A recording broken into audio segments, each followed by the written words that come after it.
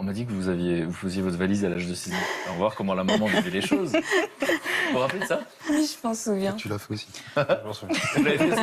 Lui. Moi, je m'en souviens aussi. Ouais. Tu l'as fait aussi. À quel âge vous avez fait votre valise? Ah, moi, je pense que c'était un petit peu plus tard, vers 7-8 ans. Je me souviens d'avoir fait ma valise et d'être resté sur le trottoir, mais j'ai pas été plus loin. Mais à ce moment-là, votre intention, c'était quoi?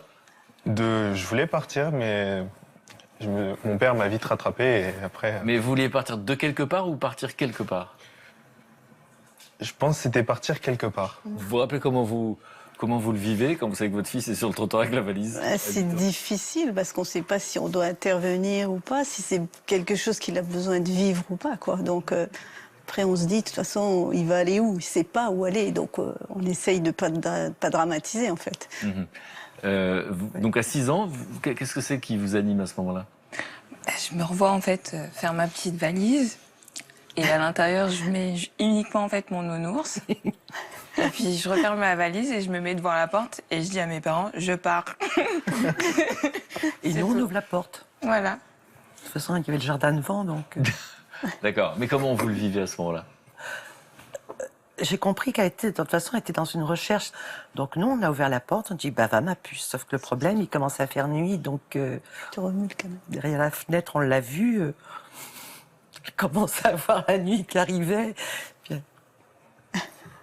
Puis, je peux rentrer? Bah oui, ma puce rentre. Et on est parti manger. Ça se termine comme ça. Voilà. Mais vous, Anne, vous en avez entendu des parents raconter l'histoire ou des enfants raconter l'histoire.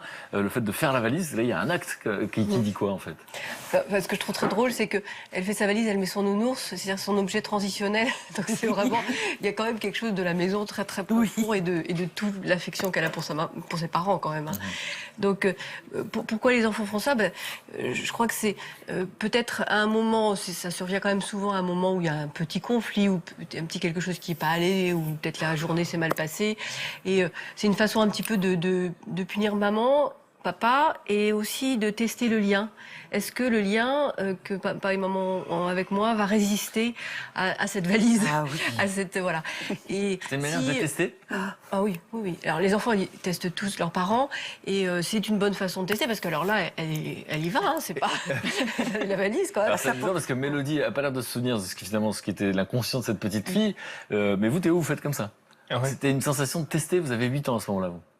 Ouais, je pense que c'était un petit peu aussi pour tester un petit peu mon père et ma mère, savoir. Voir si vous aiment est-ce qu'ils vraiment, me s'ils vont vous retenir, retenir. Voilà, c'est ça. Au final, ils l'ont fait, mais. Ça fait rire Loïc, en tout cas, votre stratégie.